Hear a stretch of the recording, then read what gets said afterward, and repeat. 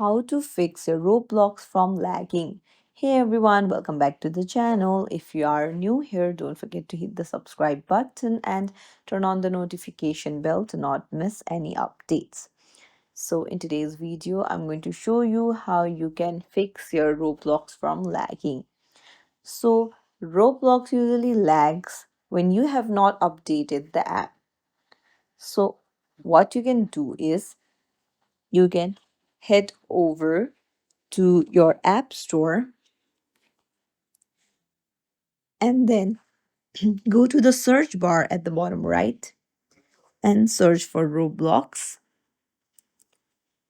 And then if there is an update available, make sure that you update the app.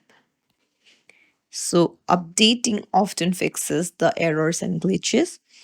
And you also need to update your iOS. So for that, head over to your settings, go to general, and then go to software update and make sure that the iOS is also updated to the latest version.